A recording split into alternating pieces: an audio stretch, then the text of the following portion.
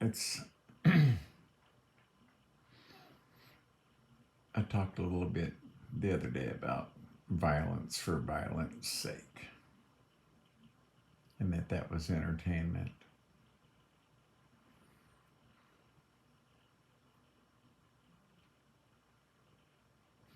So now I'm watching Aliens versus Predators. I'm like, is that the one? And I couldn't remember if that was the one that happened in like Colorado or something. And then I remembered, oh, it's the one where they had a pyramid on Earth so they could sacrifice humans to create aliens so they could come and hunt them light years away from their planet, of course. And you get the big question, why?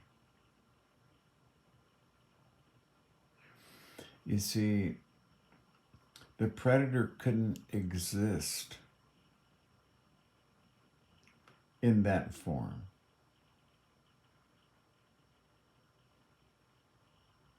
There's no biological reason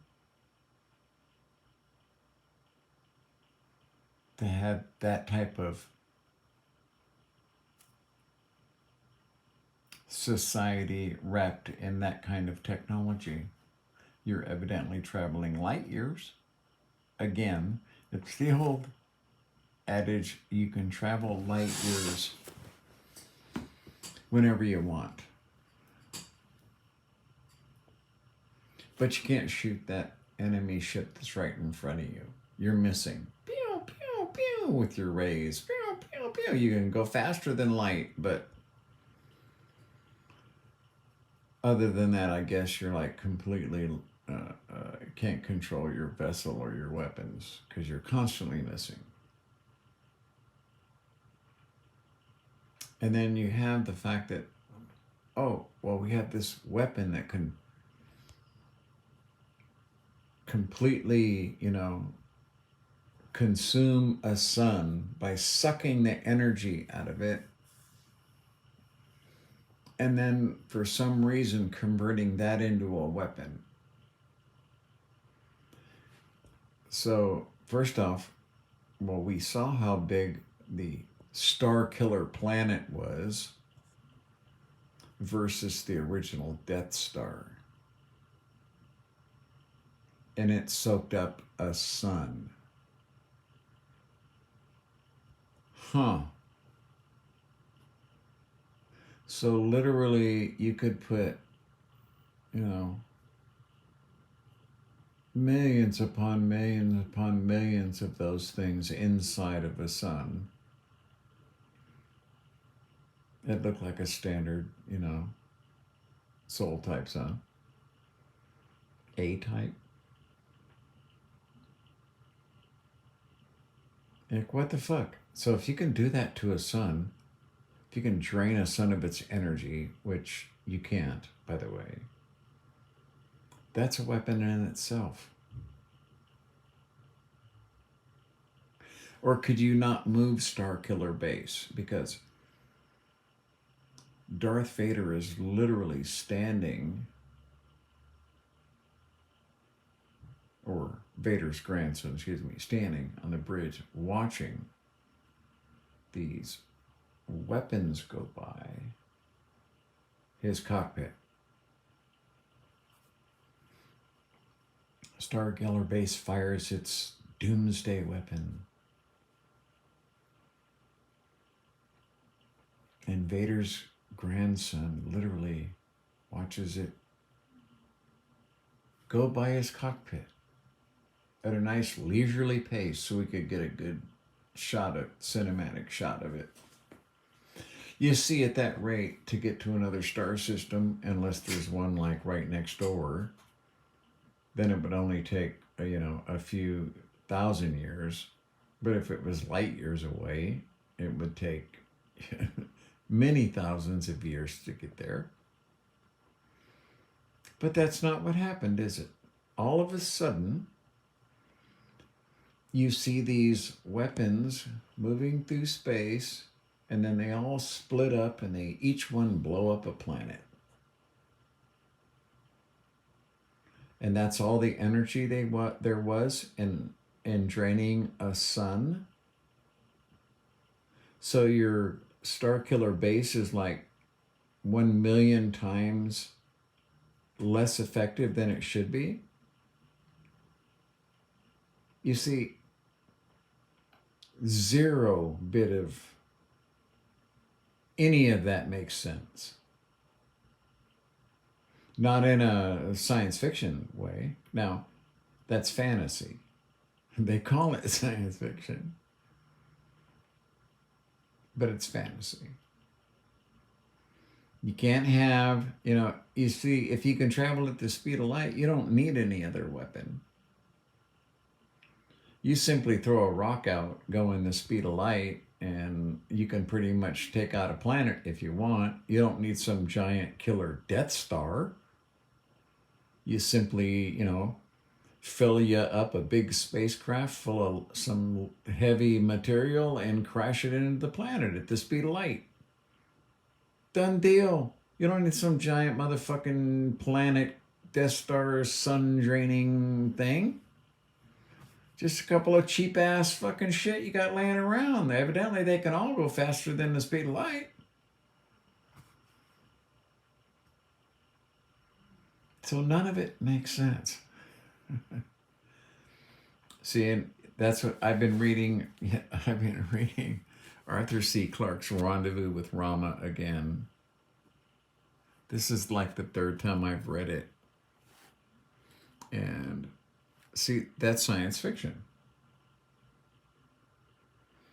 The physical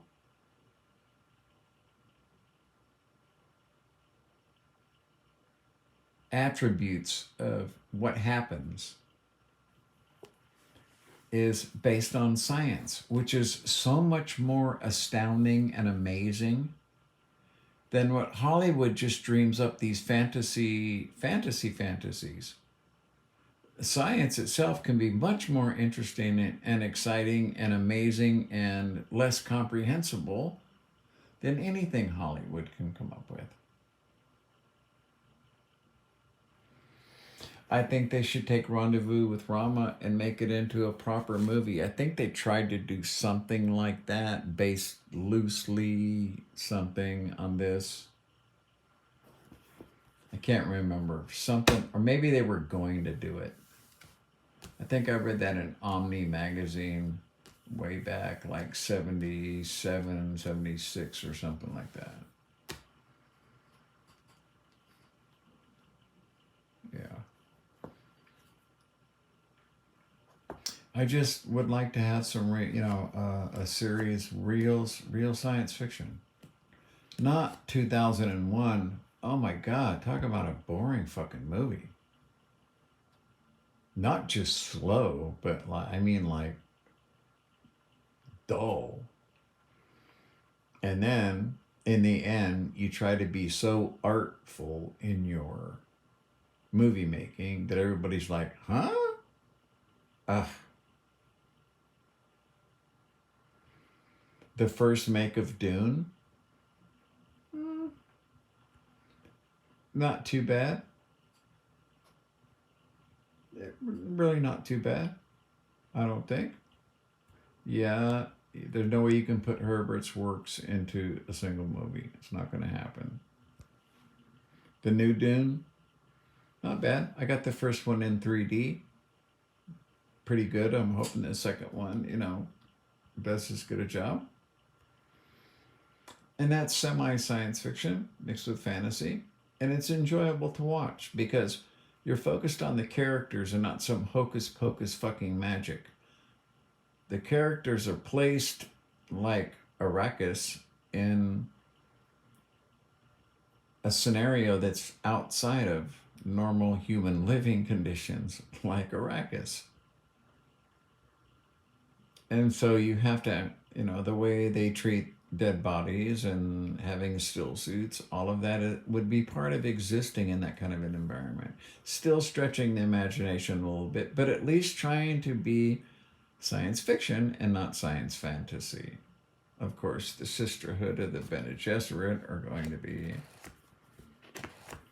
fantasy.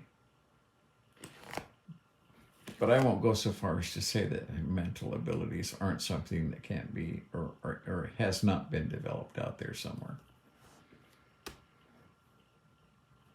I just finished Ring World again.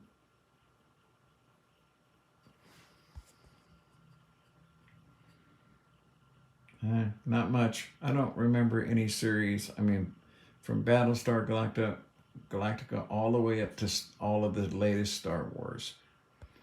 They all have this ridiculous science that they're using. And the fantasy is fun. I don't mind watching the fantasy for fantasy's sake. That's fun. But when they try to, when they, you know, this death planet is going to drain a sun, then you already have your weapon.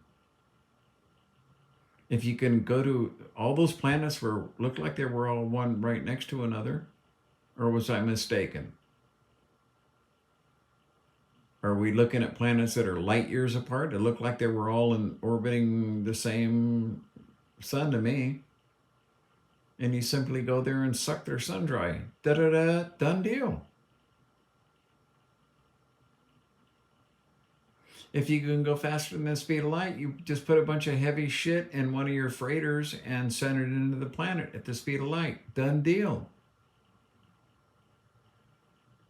See, that's science fiction. It's much scarier. You see, even the evidently anyone can go, you know, faster than the speed of light in Star Wars. Anyone can have an anti-gravity, you know, car or motorcycle or whatever. They have all this technology, and it's some scary shit. If you can go faster than the speed of light, then you have the ultimate weapon.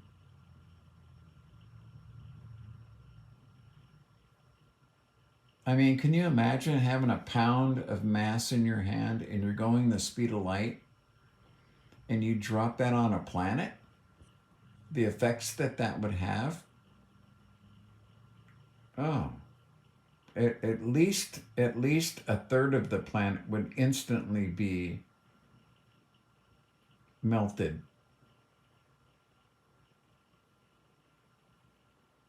A grain of sand would probably destroy, you know, a vast part of Florida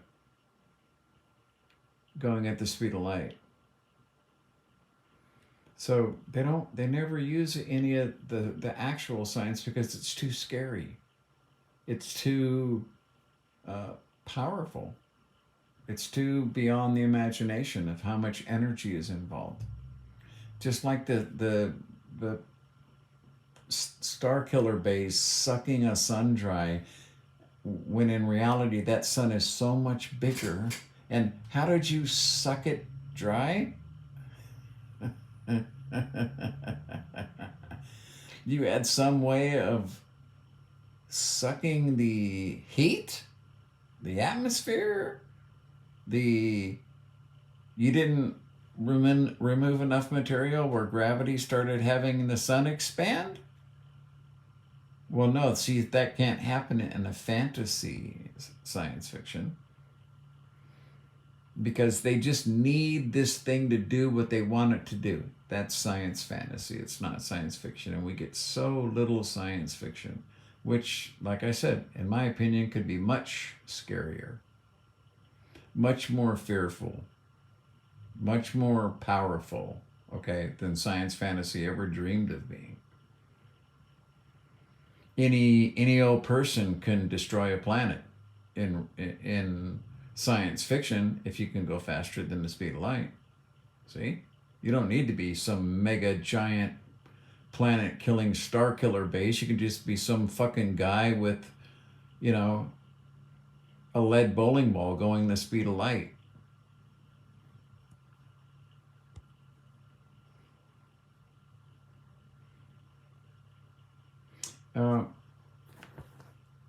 I think I recommended this before, Arthur C. Clarke's Rendezvous with Rama. The first time I read it, I was very young. Oh, fuck. 1967? I think. This was the first time I read it when it came out. I think you'll enjoy it very much. I really do. It is science fiction. No science fantasy in there.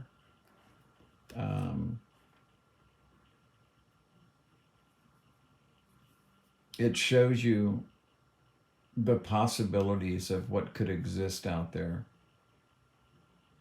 And if it did, what would it be like if we went out and tried to visit something that was, hundreds of miles long, passing through our solar system, and we only had a set amount of time to get out there and investigate it? What would we do?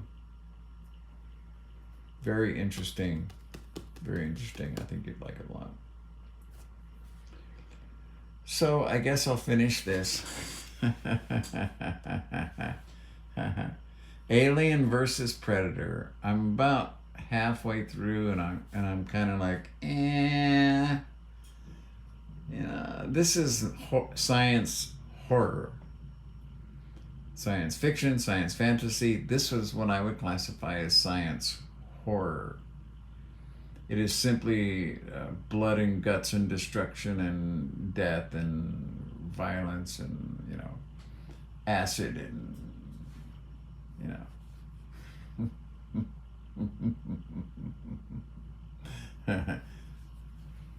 alien death porn. Alien versus Predator.